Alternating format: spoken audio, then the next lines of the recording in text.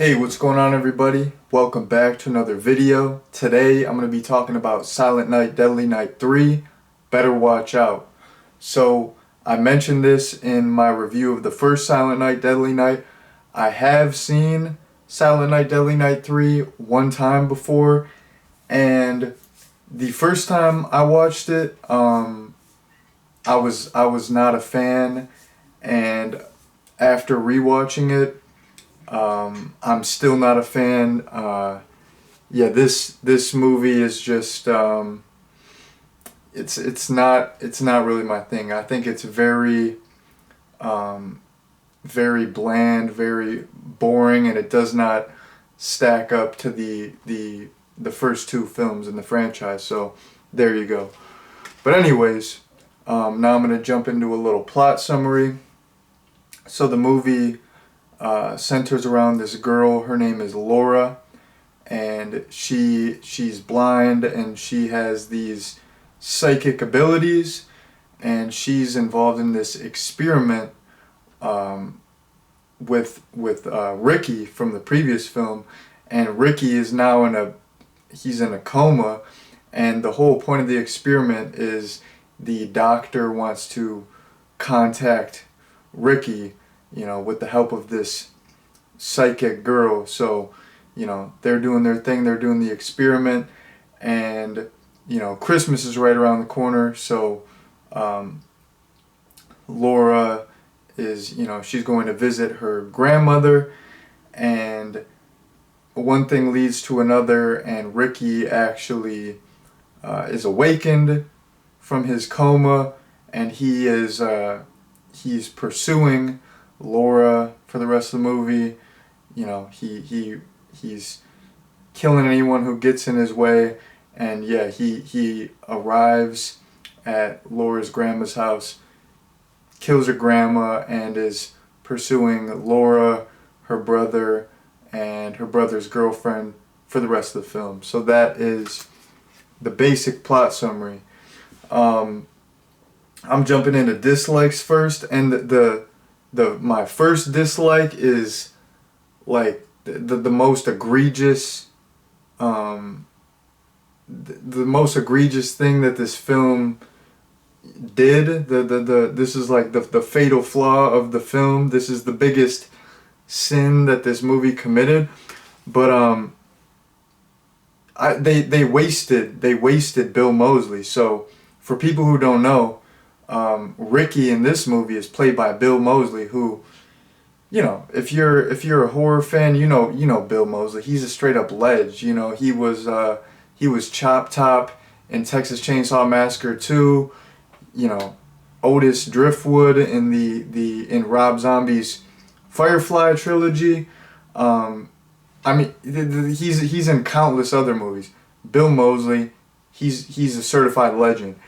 Bill Moseley was in this, and he was completely wasted. He got the Laurie Strode treatment in Halloween 2, except way worse. Like, he is just posted up in a hospital bed for a lot of the first act of the movie, but even once he's out and about walking around, once he just magically wakes up from his coma, he is just he's wasted. He doesn't like speak. He doesn't have any dialogue really. He'll just say Laura, but he's like a zombie, which I understand, because Ricky in the previous film, he was all messed up, and they kind of pieced him back together in this. But it's just it's just a shame when you're watching this, years later. You're just like, it's like a Bronx Tale, wasted talent, or waste of talent, whatever Lilo Brancato's character says. But yeah, it was just a waste of talent, because Bill Moseley, he can really tap into those crazy, wacky, eccentric characters. Like, Chop Top has so many iconic, memorable lines. He's crazy. Even Otis Driftwood is just nuts. And, for Bill Moseley to just be in like a hospital bed for a lot of the first act, and then for the rest of the movie to just walk around like a zombie and barely have any dialogue, it's kind of a shame. So that was my main gripe. But it's still cool to see Bill Moseley. You know, it's just cool to see the familiar face. But yeah, that was kind of sad that they, you know, it was a wasted opportunity. Also, the movie is just very bland, very boring. You know, the first Silent Night, Deadly Night is a solid slasher. It has a good story. The second Silent Night, Deadly Night is a wacky, so bad it's a good movie. And the first two, you know, are both entertaining in their own way. This movie is not entertaining. It's just bland. It's boring. And it's kind of hard to get through. I think the lead in this is pretty unlikable. She kind of has a nasty attitude throughout the whole movie, and I can't really get into her character. Like it's hard to root for her. This movie has less Christmas atmosphere than I keep like stuttering. Less today, Junior. But anyways, this movie it has less Christmas atmosphere than the previous two entries. There's still a little bit, but yeah, it just, in my opinion, it doesn't have that Christmas feel, or it has significantly less of a Christmas feel than the first two movies. And the kills in this were so lame. There were not that many, and the kills that we got, there was very little gore and very little creativity. It was like, oh, someone gets stabbed. Oh, another person gets stabbed. Stabbed in the abdomen. Stabbed here. Stabbed there. It's just people getting stabbed. It's like the Scream movies. I love the Scream movies, but like the kills in the Scream franchise are like a lot of the time pretty lame. It was like that, where it was like, okay, someone gets stabbed with a knife. Another person gets stabbed with a knife. Hey, guess what? There's another kill. What do you think is going to happen? Someone gets stabbed with a knife. So, yeah, the kills were not it. So, that's kind of a disappointment as well. Now I'm going to jump into a couple positives. So, I did like the character design of Ricky in this. How he has he has like his brain exposed, and he has this kind of mechanical and glass thing on his head that's like housing his brain, and there's like liquid in there, and he's got kind of like a scarred up face. The whole character design of Ricky, I thought was pretty cool and kind of creative. Also, there's this dream sequence early on that I liked.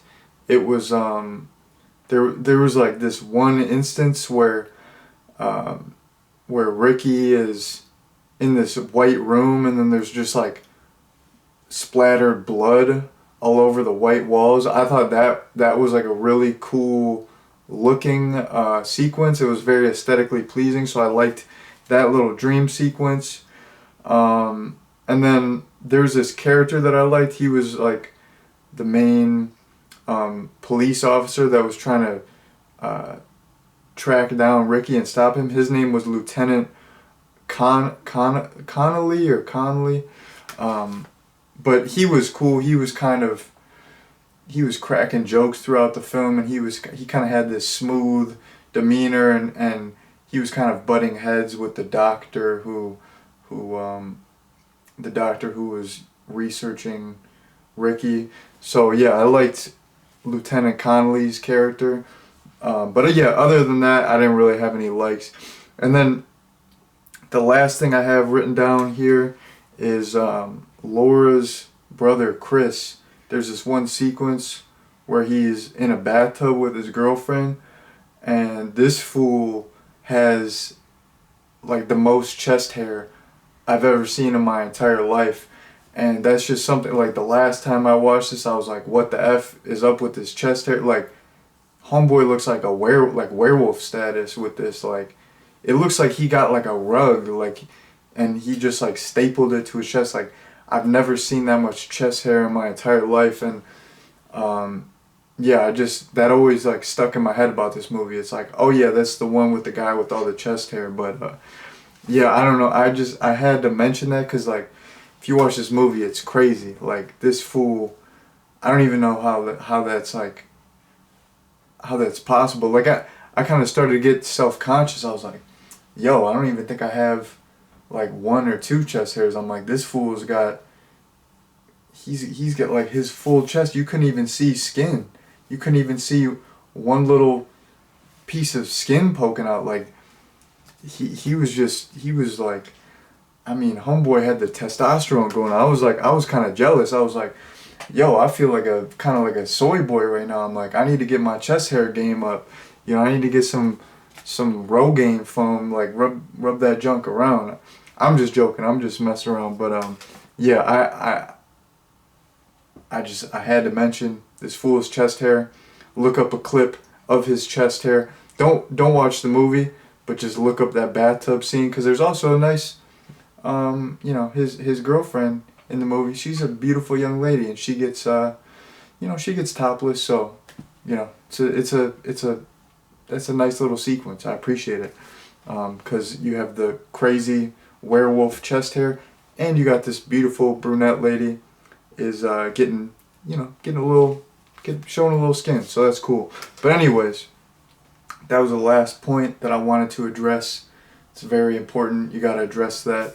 But anyways, in terms of a recommendation, I would not recommend this movie. Silent Night, Deadly Night 3, better watch out. It's not it. It's bland. It's boring. Overall, it's a waste of time. So don't waste your time. Do not watch Silent Night, Deadly Night 3. There you go. That's my recommendation, and that has been my review. Thank you all very much for watching, and peace out.